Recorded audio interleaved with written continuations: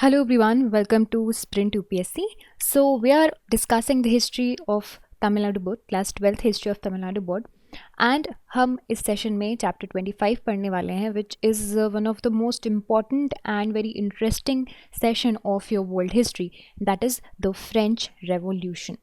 ठीक है, तो इसके बारे में समझेंगे. पहले आप ये देख लीजिए कि आपके इस पूरे चैप्टर में क्या क्या कंटेंट्स हैं, कि क्या चीज़ें हम फ्रेंच रेवोल्यूशन में पढ़ने वाले हैं. तो देखिए, पहले तो हम रीजंस एंड कॉजेज समझेंगे कि क्या रीजंस थे जिसकी वजह से रेवोल्यूशन आया. कुछ पॉलिटिकल, सोशल, इकोनॉमिक और दूसरे कॉजेज भी हैं.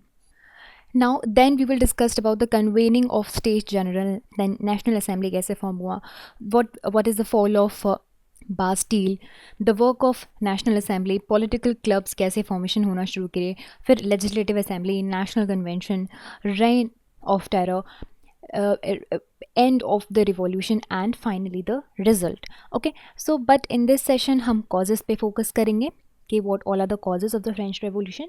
तो देखिए, जब हम इन whole French Revolution की बात करते हैं, which is a very very important event that happened in the Europe and in the history also, क्योंकि फ्रेंच रेवोल्यूशन ने सिर्फ और सिर्फ फ्रेंच या फिर यूरोप को चीज़ें नहीं सिखाई हैं, पूरे विश्व को बहुत सी चीज़ें सिखाई हैं. और ये तीन मेन चीज़ें हैं: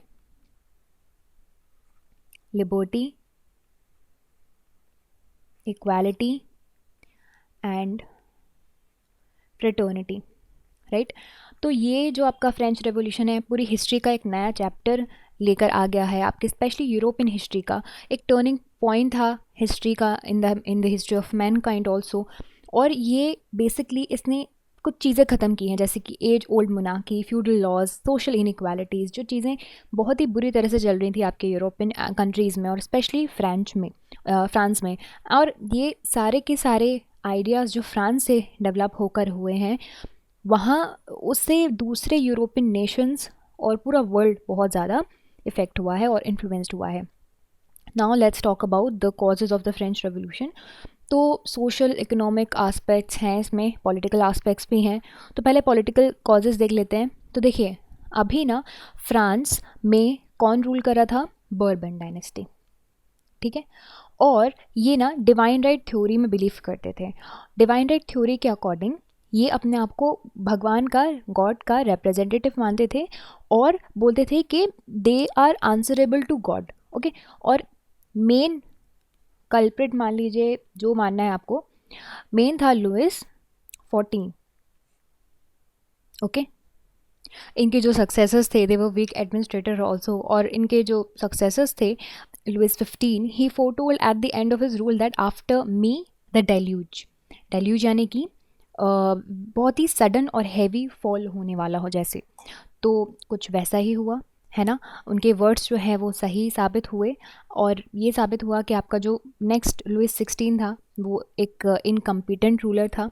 उनकी जो वाइफ और क्वीन थी, Marie Antoinette, interfere too much into administration, बहुत ज़्यादा इंटरफेयर करी थी ये. And she was very very ignorant to the suffering of the French people. हमेशा जो आपके जो फ्रेंच नोबेल्स हैं उनके इंटरेस्ट प्रोटेक्ट करा करती थी, और फाइनेंशियल रिफॉर्म्स होने नहीं दिए उन्होंने. और इसकी वजह से बहुत ज़्यादा जो है आपके जो इंटरेस्ट है नोबेल्स के और क्लर्जी के इंटरेस्ट इफ़ेक्ट किए. और क्यों ये रिफॉर्म्स नहीं होने देती थी? क्योंकि अगर रिफॉर्म्स हो जाएंगे, नोबल और क्लर्जी के जो है प्रॉब्लम स्टार्ट हो जाएगी. Now what all are the social causes. Social causes की बात करें तो सोशल कॉजेज़ फ्रेंच सोसाइटी, आप विश्वास माने या ना माने, इनइक्वालिटी से भरी हुई थी. ठीक है, बहुत बड़ा डिवीज़न था किन तीन लोगों के बीच में? नोबेल्स, क्लर्जी एंड कॉमन्स, यानी कि आम जनता, कॉमन पीपल. ठीक है, अगर हम नोबेल की बात करें तो नोबेल के पास कोई पॉलिटिकल पावर नहीं था, लेकिन किंग के बहुत लॉयल हुआ करते थे. इसकी वजह से प्रिविलेज मिला करते थे, अच्छी लग्जरियस लाइफ मिला करती थी, टैक्स नहीं देना पड़ता था इनको. क्लर्जी की बात करें तो क्लर्जी में जो हायर क्लर्जी होता था वो 1/5 लैंड ओन करता था फ्रांस में, और बहुत ज़्यादा इनके पास भी प्रिविलेज हुआ करते थे. उनके their number in France was around 5,000. They lived in palatial houses. They were also exempted from the tax. Lower clergy को ये राइट्स नहीं मिलते थे, प्रिविलेज नहीं मिलते थे. इसलिए यहाँ पे आपको देखने मिलेगा कि लोअर क्लर्जी हायर क्लर्जी के खिलाफ रेवोल्यूशन में खड़े हुए थे. अब दोनों नोबल और हायर क्लर्जी के पास बहुत ही ईज़ ऑफ लाइफ थी, प्लेजर था, और उनको जो भी जनता है उसके कंडीशन के बारे में चिंता करने की ज़रूरत नहीं थी।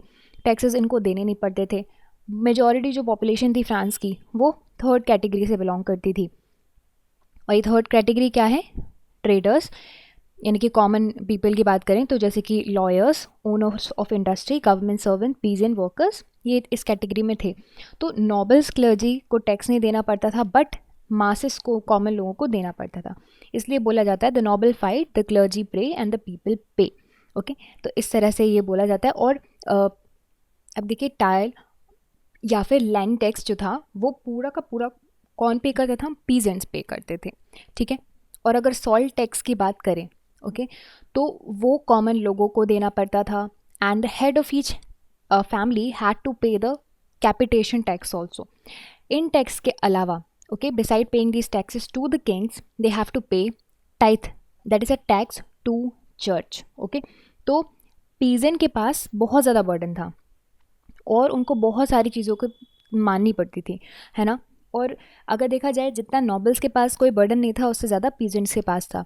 और अगर हम देखें, they were forced to use the mill, wine press, slaughter houses and oven in their lords after paying the usual dues, and also they were compelled to render feudal service to the lords. Economic causes की बात करते हैं तो financial condition France के time पे बहुत ही critical हो चुकी थी, स्पेशली लुई 16 के टाइम पे तो और बुरी हो चुकी थी। नेशनल डेट इंक्रीज़ हो चुका था, लिमिट से ज़्यादा हो रहा था। अब जो नेशनल इनकम थी वो नेशनल एक्सपेंडिचर से बहुत ज़्यादा कम थी। तो अब किंग ने क्या किया? किंग बोलता है कि वो क्या करेगा? नेशनल इनकम को मोबिलाइज करेगा। कैसे? अब जो भी इंपॉर्टेंट गवर्नमेंट ऑफिस है उनको बेच के। ओके, तो अब मान लीजिए हमारे यहाँ जो देश में प्राइवेटाइजेशन हो रहा है उस तरह का सिस्टम करके। तो at last king appointed financial expert, ठीक है। तो उन्होंने financial experts Turgot and Jacques Necker को as a director general of finances appoint कर दिया, ठीक है। तो इन्होंने क्या किया? They try to curtail royal expenditures और गवर्नमेंट की सैलरी, गवर्नमेंट की इनकम इम्प्रूव करने की उन्होंने कोशिश करी।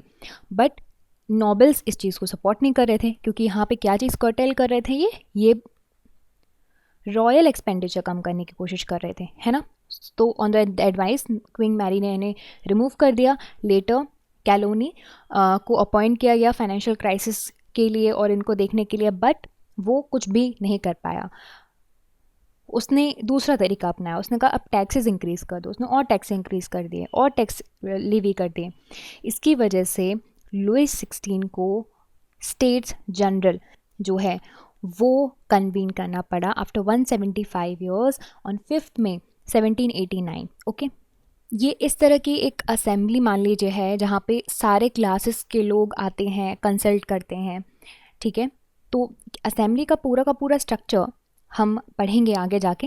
पहले आप देख लीजिए फ्रेंच फिलोसोफर का क्या कंट्रीब्यूशन रहा है आपके फ्रेंच रेवोल्यूशन में। तो आपके जो राइटिंग्स है, प्रीचिंग है फ्रेंच फिलोसोफर्स की, उसने कॉमन लोगों को तैयार किया रेवोल्यूशन के लिए। बहुत ही प्रोमिनेंट है मॉन्टेस्क्यू, वोल्टेरे, रूसो, ठीक है। अभी मॉन्टेस्क्यू की बुक है द स्पिरिट ऑफ लॉ। इसने कॉन्स्टिट्यूशनल फॉर्म ऑफ गवर्नमेंट के बारे में बात की है। उन्होंने idea of separation of power, यानी कि एग्जीक्यूटिव, लेजिस्लेटिव, जुडिशरी, इसके बारे में उन्होंने आइडियाज़ दिए और बोला कि कैसे आप ये सेपरेशन ऑफ पावर करके एक इफ़ेक्टिव डेमोक्रेसी जो है फंक्शन कर सकते हो। वोल्टे का कहना था, उन्होंने एक क्रूसेड पूरा का पूरा लॉन्च किया अगेंस्ट अ सुपरस्टिशन, और उन्होंने जो ट्रेडिशनल बिलीफ्स हैं उनके खिलाफ बातें की। उन्होंने ऐसे पोएम, ड्रामाज वगैरह लिखे और उन्होंने बोला कि there should be the supremacy for the reasons, है ना। तो रीजनिंग पे ज़्यादा बिलीव करते थे। उन्होंने जो रिलीजियस टॉलरेशन है उसके खिलाफ बोला, करप्शन जो चर्च में हो रहा था उसके खिलाफ बोला, बेनेवलेंट डेस्पोटिज्म जो हो रहा था उसके खिलाफ बोला। रूसो की बात करें तो he is a very famous author of a book social contract, जिसमें उन्होंने बोला कि which is actually considered as the Bible of French revolution. He said that the real sovereignty rest with the people. उनका famous statement है, man is born free and is everywhere in the chains. और इसकी वजह से, इस statement की वजह से लोगों में, मासेस में रिवॉल्यूशनरी फीलिंग्स आई। डिड्रॉट एंड डी एलमबर्ट, उन्होंने एनसाइक्लोपीडिया पब्लिश करी। उसमें बहुत सारे ऐसे थे, रिटन आर्टिकल्स थे, and these written articles by the revolutionary thinkers. revolutionary ideas of these philosophers पूरे फ्रांस के लोगों में फैले और मासेस में अवेयरनेस फैलाया. और French intellectual they also gave the motto liberty, equality and fraternity, जो कि आपके वॉचवर्ड्स बन गए थे रेवोल्यूशन के टाइम पे. अब देखते हैं कि अमेरिकन वॉर ऑफ इंडिपेंडेंस का क्या इम्पैक्ट हुआ आपके फ्रेंच रिवॉल्यूशन में.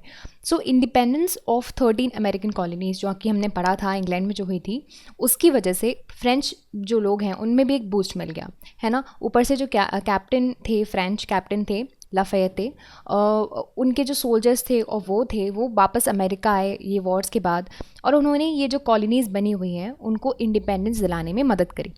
His experience in America along with the fighting spirit, इसकी वजह से जो है एक यहाँ पे लोग इंस्पायर हुए, राइट. और लोगों के दिमाग में और लोगों के कानों में जो वर्ड है ना डेमोक्रेसी वो आया. देयरफॉर इन्होंने भी डिसाइड किया कि अब ये जो डेस्पोटिक रूल है उसको हम ख़त्म करेंगे, है ना. So this is it about this entire session. I hope आपको ये सारी चीज़ें समझ में आई हो, when in which we discuss the causes of the French revolution. Next session में बाकी की चीज़ें पढ़ेंगे. So this is it about this session. I hope you like this video, and if you did, you can subscribe to the YouTube channel for more videos and updates, and also you can download the Sprint UPSC app to practice book chapter and topic wise. Remember, candidates, just reading books and watching videos are not going to help you out unless you practice thoroughly. So identify your mistakes and work to improve your performance, and Sprint UPSC is the perfect app to do all of this. अगर आपको ये video पसंद आया हो तो हमारे YouTube channel को subscribe कीजिए और वीडियोज़ एंड अपडेट्स के लिए साथ ही साथ डाउनलोड कीजिए Sprint UPSC ऐप. यहाँ पर आप अपने books chapter and topic wise practice कर सकते हैं. देखिए, सिर्फ बुक पढ़ने से और वीडियोस देखने से मदद नहीं मिलेगी जब तक आप अच्छे से प्रैक्टिस नहीं करोगे. तो अपनी मिस्टेक्स को जानिए, परफॉर्मेंस को इंप्रूव कीजिए, और स्प्रिंट यूपीएससी इसके लिए परफेक्ट ऐप है. I will see you soon in the next video. Thank you very much.